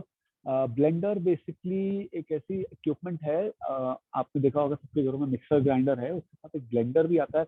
Basically हम कुछ प्योरे बनाना चाहते हैं या शेक्स बनाना चाहते हैं, तो हम उसमें डालते हैं, एक बड़ा सा बाजार होता है, उसे हम एक मिक्सर के इलेक्ट्रिक इक्विपमेंट में लगा के हम चीजें ब्लेंड करते हैं। Blend means to incorporate or mix two ingredients or blend it, basically merge करना एक साथ। तो ये कुछ प्रोसेसिंग इक्विपमेंट्स हैं, इससे भी और बहुत सारे इक्विपमेंट्स हैं, but these are the very basic ones. Next we have is utensils, बर्तन। तो किचन में जो बर्तन यूज होते हैं, बहुत अलग अलग टाइप के बर्तन यूज होते हैं, और आप लोगों को इस बर्तन के बारे में जानना बहुत जरूरी है, क्योंकि consider every equipment and every tool and every utensil जो होगा आपका, वो बेसिकली आपका फ्रेंड होना चाहिए किचन में। You have to know the equipment. वो ऐसा होना चाहिए कि मतलब आपको समझ इन चीजों की, ऑब्वियसली जब आप किचन जाएंगे तो आप समझेंगे अच्छी तरीके से, बट इन्हें आप अपना दोस्त समझे, इन्हें आप अपना एक ऐसा दोस्त समझे जो आपको खाना पकाने में बहुत आसानी होगी। तो cooking pot. Cooking pot basically क्या होता है कि अलग अलग टाइप के होते हैं कुकिंग पॉट रिक्वायरमेंट के हिसाब से, और कुकिंग पॉट्स अलग अलग मटेरियल के बनते हैं। जैसे मोस्टली जो यूज होता है स्टेनलेस स्टील का यूज होता है, कुछ एल्युमिनियम के भी होते हैं, और कुछ ब्रास के भी होते हैं, कुछ कॉपर के भी होते हैं। तो कुकिंग पॉट्स अलग अलग टाइप के होते हैं, अलग अलग साइज के होते हैं, ये आपके रिक्वायरमेंट पर डिपेंड है। Then we have stock pot. Same thing, stock pot basically sauces बनाने में यूज होता है, या स्टॉक बनाने में यूज होता है, या फिर एक बहुत बड़ी क्वांटिटी का अगर आपको सूप बनाना हो तो उसमें भी यूज होता है स्टॉक पॉट। तो ये भी अलग अलग मटेरियल से बनते हैं, अलग अलग साइज में होते हैं, डिपेंडिंग कि आपकी कैसी रिक्वायरमेंट है उस टाइम पे खाना बनाने की। Next we have a saute pan. Saute pan basically छोटे पैन्स होते हैं, जैसे अपने घर में भी फ्राइंग पैन जैसे आप नॉर्मल, ये भी अलग अलग साइज के होते हैं। और जैसे इंडियन कुकिंग करनी हो तो आपका सौते पैन बड़ा होगा, और चाइनीज करनी हो तो उसके लिए वॉक यूज होगा, सौते पैन नहीं यूज होगा। तो अलग अलग टाइप के सौते पैन हैं, स्टर फ्राई के लिए भी हैं। सौते बेसिकली इसीलिए कहा जाता है इनको क्योंकि सौते का मतलब हुआ कि आप इसे एक खाली हल्का सा भून रहे हैं, बेसिकली पका रहे हैं हल्का सा। तो कुछ चीजें ऐसी हैं जो खाली सौते होती हैं, जो हल्के से पकती हैं, जिनकी फिनिशिंग होती है बेसिकली। एक मान लीजिए खाना बनाना हो तो 2-3 चीजें मिक्स करके बस फिनिशिंग करनी हो, तो उसमें भी सौते पैन यूज होता है। और ये पैन भी कभी आयरन के भी होते हैं, और स्टेनलेस स्टील के भी होते हैं, और कॉपर के भी होते हैं। Then we have roasting pan. Roasting pan basically like जैसे वर्ड कह ही रहा है, रोस्टिंग पैन, ये रोस्टिंग में ज्यादा यूज होते हैं। इनका जो बॉटम होता है थोड़ा थिक होता है, थोड़ा मोटा होता है इनका bottom, and they are basically ज्यादातर यूज होता है ओवन में।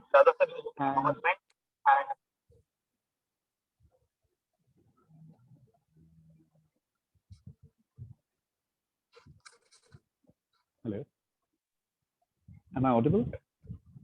Yes, Chef Rahul Wali, we can hear Sorry. you, but there seems to be a bit of an echo. Yeah, that's what I was wondering. It's okay now? better now. It's better now. Okay. तो sorry, जो roasting pans हैं ये oven में जा सकते हैं directly. तो ये आयरन के भी होते हैं, लोहे के भी हो सकते हैं, और स्टेनलेस स्टील के भी हो सकते हैं, और बहुत थिक होते हैं, मोटे होते हैं। और ये आप डायरेक्टली अवन के अंदर डाल सकते हैं। जो आपको रोस्ट करना हो, मान लीजिए लेग ऑफ लैम्ब, अगर आपको लैम्ब रोस्ट करना है तो you can directly put it in the roasting pan and put the pan inside the oven, and it's very easy to use. Then we have mixing bowls. Mixing bowl basically होता है आपके visa प्ला, जो आप तैयारी करते हैं, preparation करते हैं, उसमें ज्यादा यूज होता है बेसिकली मिक्स करने में। जैसे कि मान लीजिए आपको किसी सैलड के लिए ड्रेसिंग बनानी है तो आप मिक्सिंग बोल में बना सकते हैं, या फिर आपको कुछ चॉप करके किसी में रखना है तो आप मिक्सिंग बोल में रख सकते हैं उसको यूज करने के लिए। मिक्सिंग बोल्स भी स्टील के, all these products they can be made of different materials. Mixing बोल प्लास्टिक में भी हो सकता है बिकॉज इट स्टोरेज में भी काम कर सकता है वो। Baking trays next. Baking trays अलग अलग साइज के, अलग अलग मोल्ड्स होते हैं बेकिंग के। जैसे आपको मफिन बनाना है तो मफिन के मोल्ड्स अलग हैं, आपको केक बनाना है तो केक के मोल्ड्स अलग हैं, और आपको सिंपल कुकीज बनाने हैं तो उसके लिए plain baking trays, straight normal trays use होते हैं। तो ये भी कभी एल्युमिनियम के या फिर लोहे के होते हैं, और या स्टील के हो सकते हैं। तो ये आप उसके अकॉर्डिंग, अपने रिक्वायरमेंट के अकॉर्डिंग यूज कर सकते हैं। Then we have double boiler. Double boiler basically means जैसे स्टीमर होता है वैसा ही काम करता है डबल बॉयलर, पर इसमें ये है कि जो ऊपर वाला इक्विपमेंट होता है वो उसमें छेद नहीं होते हैं। उसमें आप मान लीजिए double boiler can be use for कुछ चीजें ऐसी हैं जो आप डायरेक्ट हीट पे नहीं पका सकते हैं, क्योंकि उससे वो शायद खराब हो जाती हैं। जैसे कि हॉलैंडेज सॉस बनाना हो तो उसमें डबल बॉयलर चाहिए, आपको चॉकलेट मेल्ट करना है तो उसमें डबल बॉयलर चाहिए। तो कुछ चीजें ऐसी हैं जिसमें आप नीचे पानी डालते हैं और ऊपर एक बर्तन रख के उसको आप यूज कर लेते हैं। कढ़ाई एक ऐसी चीज है जो इंडियन खाने में बहुत ही नॉर्मल है, घरों में बहुत ही नॉर्मल है, और कढ़ाई का यूज बहुत कॉमन है इंडियन कुकिंग में, घरों में। तो आई एम श्योर आप लोगों ने कढ़ाई बहुत होती है। और भी बहुत सारे बर्तन होते हैं जिससे आप देखेंगे जब आप किचन में जाएंगे, किसी भी अलग अलग किचन में जैसे उनका अकॉर्डिंग यूज होता है वो वैसे वहाँ होते हैं। मान लीजिए आप चाइनीज किचन में अगर जाएंगे तो चाइनीज किचन में आपको कढ़ाई नहीं मिलेगी, पर आपको वॉक मिलेगा। और आप अलग अलग कुजीन के हिसाब से अगर आप देखें तो कुछ बर्तन ऐसे भी होते हैं जो अपने रीजनल कुजीन के हिसाब से भी कुछ बर्तन होते हैं। तो अलग अलग किचन में अलग अलग बर्तन यूज होते हैं, वो आपको एक्सपीरियंस के थ्रू ही मिल पाएगा। Next we have is measuring device. Measuring मतलब तोलना, नापना। और मेजरिंग डिवाइस जो किचन में होता है ये हमें हेल्प करता है एक तो फूड वेस्टेज से भी बचाने के लिए, और एक स्टैंडर्ड रेसिपी जो हम एक कहते हैं कि हमें हर टाइम एक चीज, एक प्रोडक्ट जो हो एक जैसा दिखना चाहिए, उसको भी बनाने में हमारी बहुत मदद करता है। मेजरिंग डिवाइसेस का सबसे ज्यादा यूज जो होता है वो बेकरी में या पेटिसरी में, बेकिंग में यूज होता है बहुत ज्यादा, क्योंकि उसमें आपको बहुत ही एक्यूरेट होना है अपने सामान को लेकर कि आप कितना यूज कर रहे हैं, कितने क्वांटिटीज में यूज कर रहे हैं, ताकि आपका जो एंड प्रोडक्ट हो बहुत ही अच्छा निकले। तो कुछ ऐसे मेजरिंग डिवाइसेस जो किचन में यूज होते हैं उनमें से कुछ हैं weighing scale, weighing scale basically आपको वजन करने में हेल्प करता है, जैसे आपको आटा, मैदा, कोको पाउडर या कुछ भी वेट करना हो उसमें हेल्प करता है। बेसिकली ड्राई इंग्रेडिएंट एक बर्तन आप लेके वेइंग स्केल पे रख सकते हैं और उसमें आप अपना इंग्रेडिएंट डाल के उसमें वे कर सकते हैं अकॉर्डिंग टू द रेसिपी। फिर वॉल्यूम मेजरिंग जार्स जो हैं आपको हेल्प करते हैं लिक्विड जो होती हैं, लिक्विड चीजें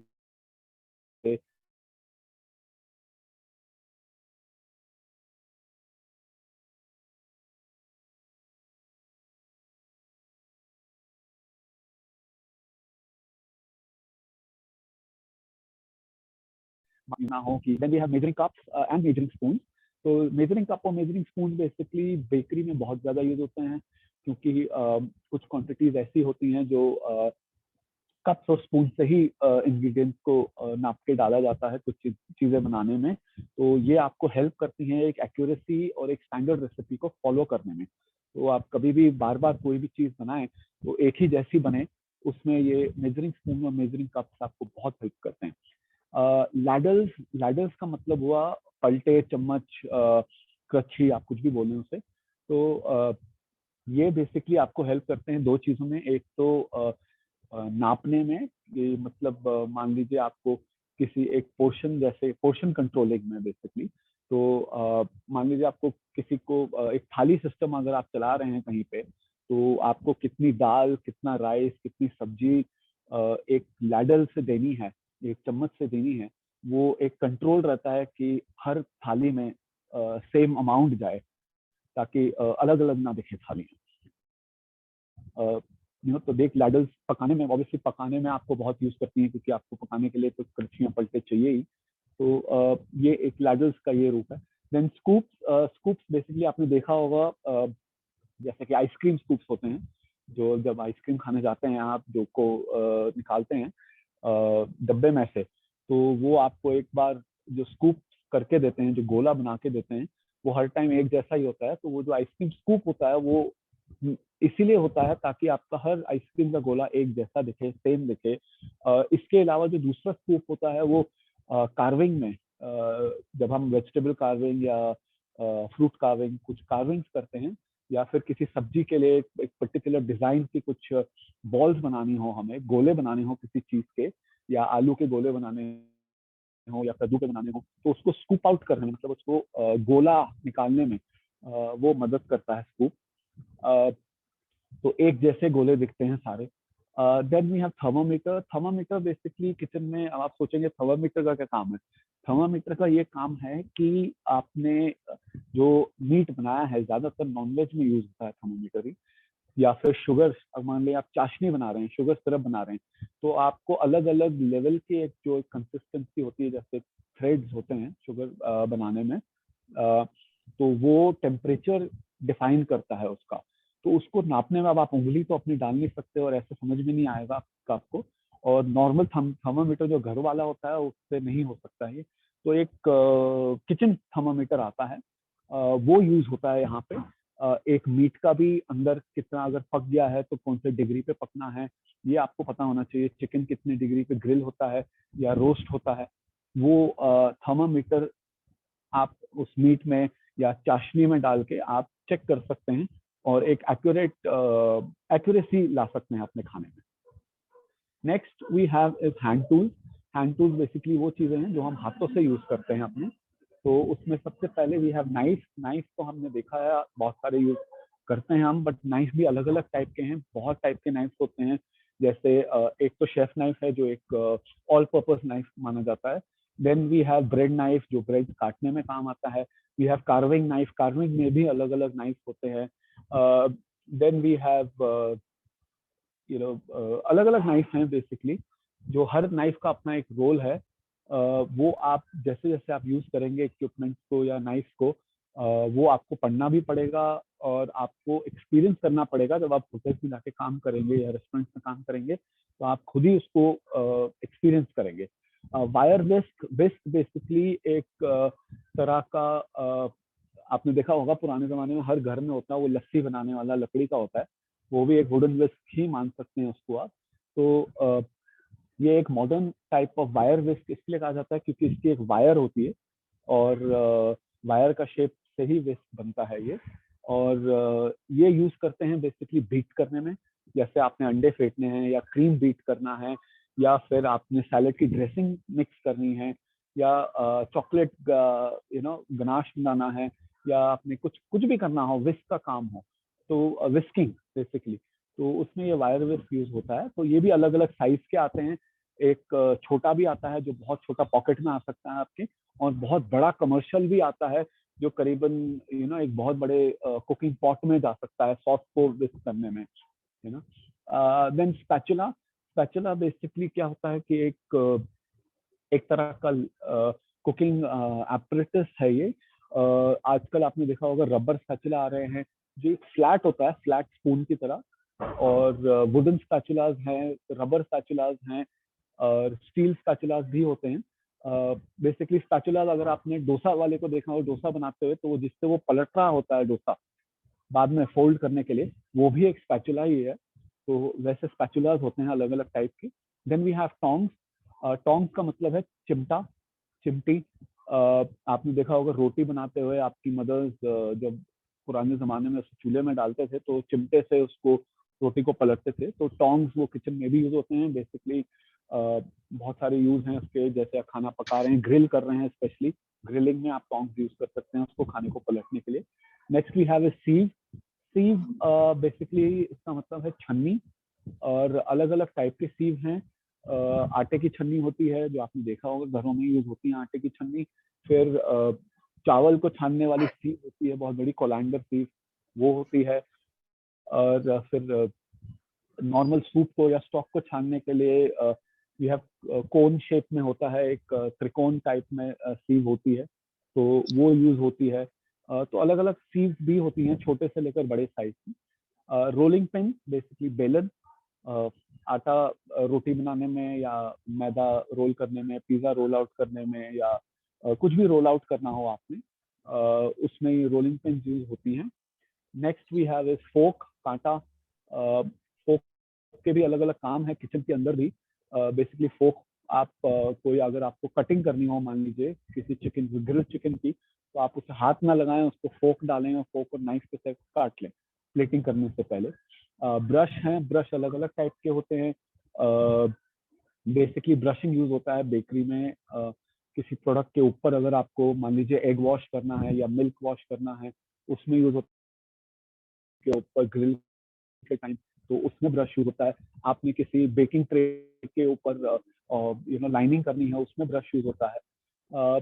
सिलिकॉन स्पैचुला हमने ऑलरेडी डिस्कस किया था। स्पैचुला सिलिकॉन मतलब एक टाइप का मटेरियल है जो एक्सटेंसिव हीट सह सकता है। तो सिलिकॉन स्पैचुला से आप बेसिकली खाने में भी यूज कर सकते हैं, पकाने के टाइम पे भी सिलिकॉन स्पैचुला से भी खाना पक सकता है पैन में।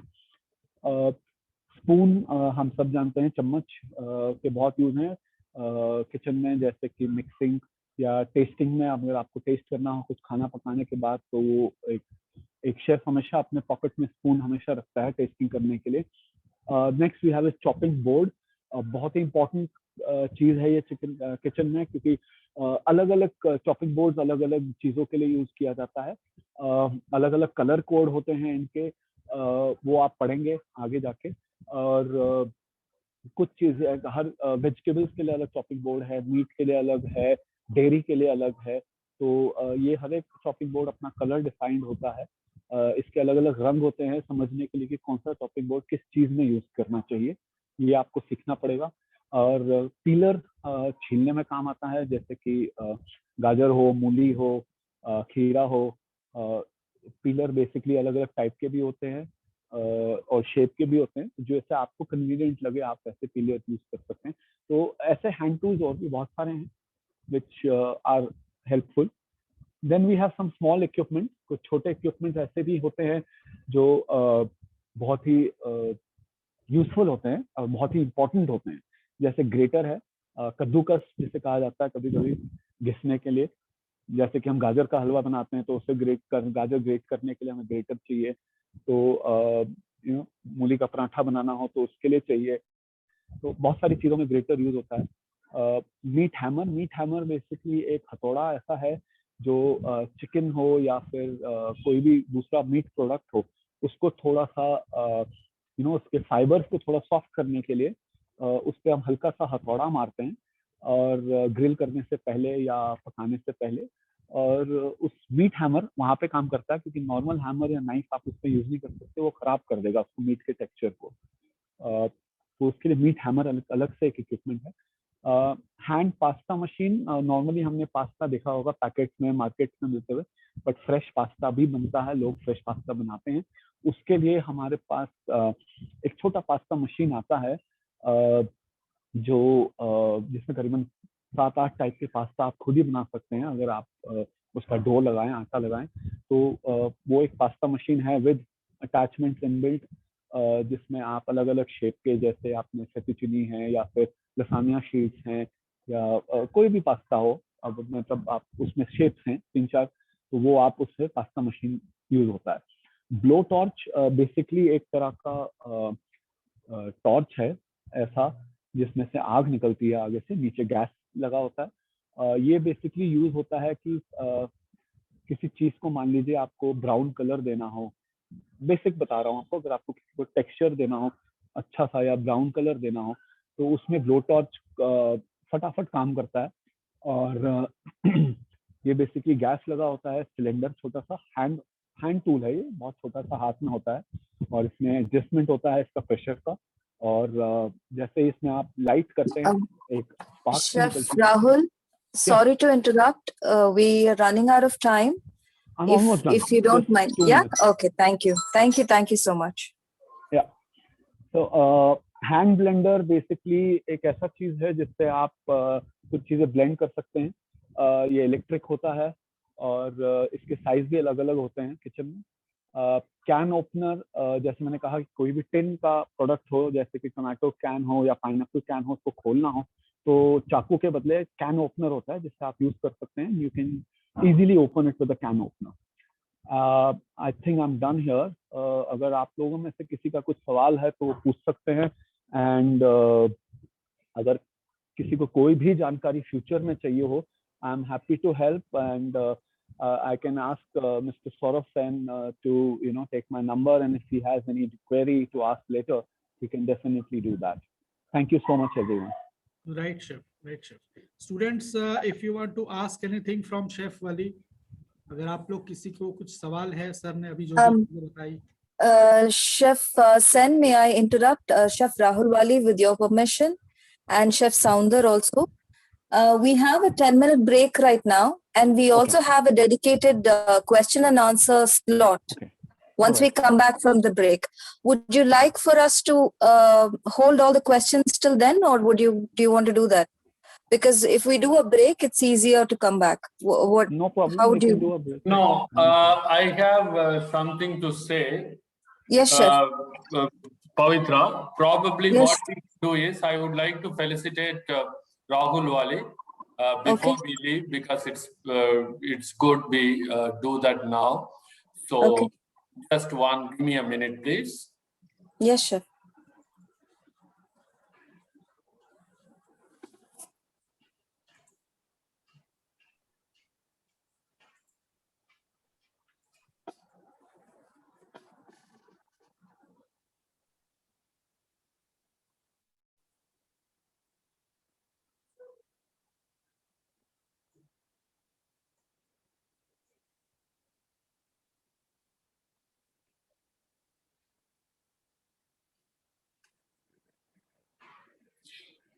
We thank Chef Rahul Wali for coming on as a honorary speaker.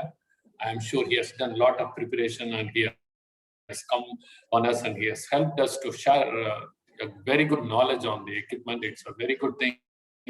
I think whatever I have told in my becoming a chef, he has really expanded, and it's a very good what he has done.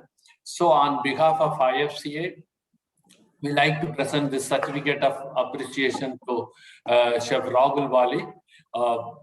For Chef, this will be sent to him in a high resolution, or it will be sent as a hard copy. So this certificate is awarded for being a trainer and imparting knowledge on chef mastery held now. So Chef Rahul Wali, thank you very much for sharing your knowledge. Thank you so much, Chef, and thank you so much, Chef. We'll go for the break and then we can probably come back after 10 minutes. That's okay, Pavitra? Yes, chef. Yes, chef. Once you're done, then we can break for 10 minutes and we can come back and then we will have the next sessions on. But question and answer, can we complete now? It is better. Okay, but Because we then have, Rahul Wali can be, we can relieve Chef Rahul Wali, otherwise we'll be unnecessarily holding him.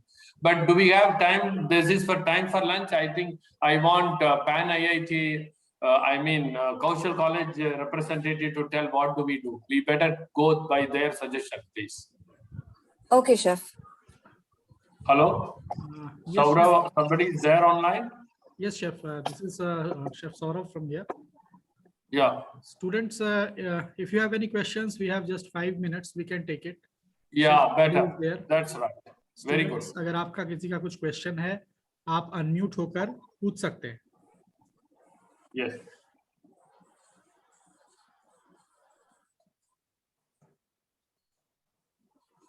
Any one of you students?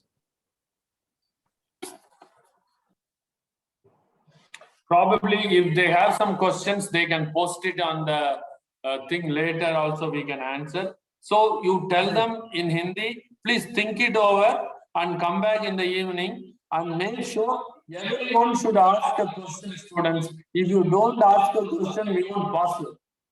Okay. Right, chef. Take note of it, Chef Saurav, take note of it. Every girl should ask at least 2 questions. Right, chef. Right. Definite. Otherwise, we won't pass you. Right, chef. Okay. Okay, fine, chef. Tell in Hindi what I am telling. Chef Sounder आप सभी को बता रहे हैं, आप में से सभी स्टूडेंट्स को कम से कम 2 क्वेश्चंस आपको पूछना है, तभी आप इस कोर्स कंप्लीशन सर्टिफिकेट को हासिल कर पाएंगे. ये बहुत जरूरी है कि सेशंस के अंत में आप अटेंटिव रहें और सेशंस के अंत में हमारे शेफ से पूछें, सवाल करें, उससे उनको भी अच्छा लगेगा, आप भी समझ पाएंगे. आप क्वेश्चन पूछने में कोई भी क्वेश्चन पूछ सकता है आज का सब्जेक्ट में, क्योंकि आज का सब्जेक्ट का रखो, क्योंकि बेटर है, ये रोज सब्जेक्ट चेंज होगा. सो कल का सब्जेक्ट में आज क्वेश्चन मत पूछो, आज का सब्जेक्ट में क्या क्वेश्चन है पूछो, कोई भी क्वेश्चन आप पूछ सकता है. सीमा खंडाइत, you have any question? If you may ask. Question पूछने में डरिए मत, कोई भी सवाल सही या गलत नहीं होता है, सवाल सवाल होता है. नो क्वेश्चन इज राइट और रॉन्ग.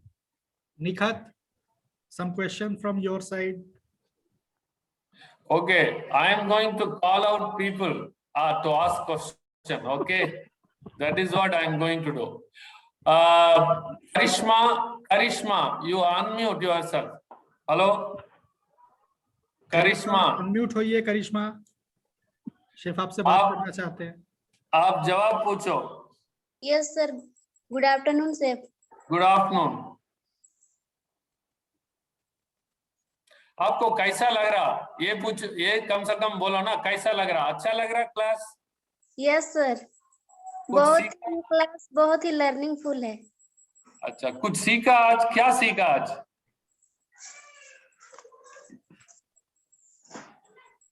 सर बोलो.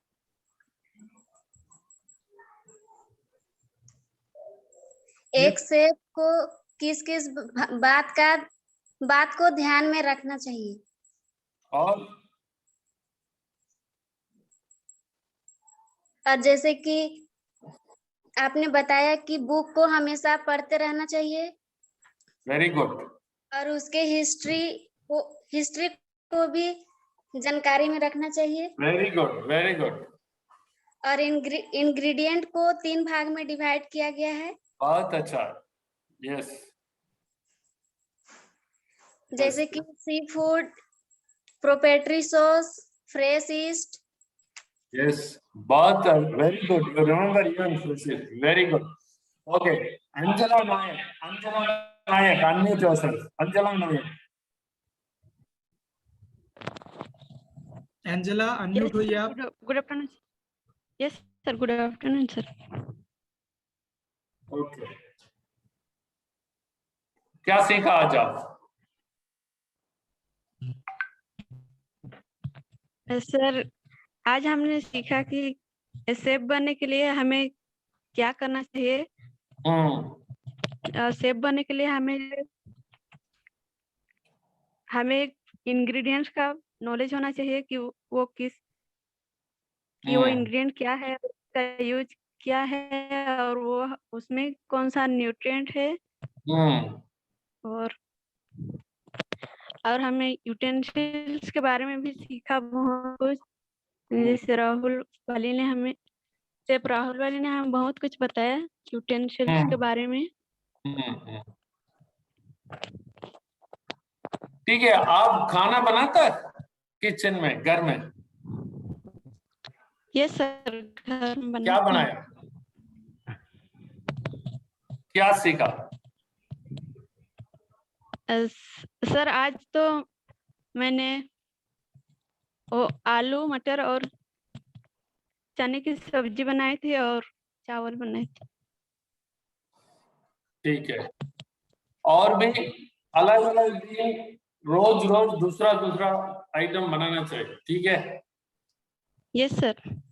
Okay, then we will come one by one ना। Okay, Ajita, unmute. You can also Thank you, unmute your video sir. if you are in uniform, good uniform. You can. Ajita. Ajita, अपना video भी आप on करें ताकि chef भी आपको देख पाए।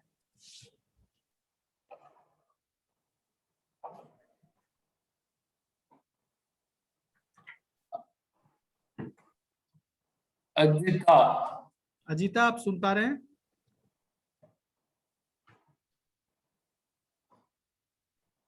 अजीता, हम दोबारा आपको पकड़ेंगे। ओके, नेक्स्ट वन कौन है? Alka? Chef, she is one of our ex-colleagues. She is. Okay. Maybe I thought she photograph looks senior. Maybe I thought some mother's photograph. Okay, Veronica.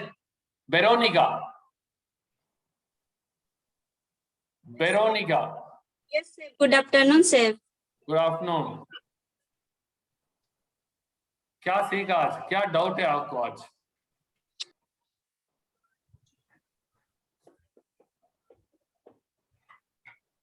Hello? Veronica?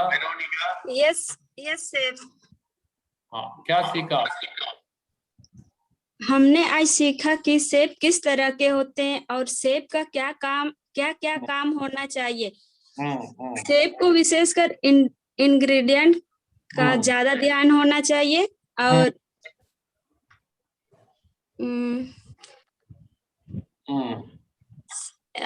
जो हम लोग का प्रैक्टिकल हुआ है college में उसको हमेशा घर में भी सीखना चाहिए, प्रैक्टिस करते रहना चाहिए, तब जाके हम लोग सीखते रहेंगे। ठीक है, very good. Okay, I think we'll close this session.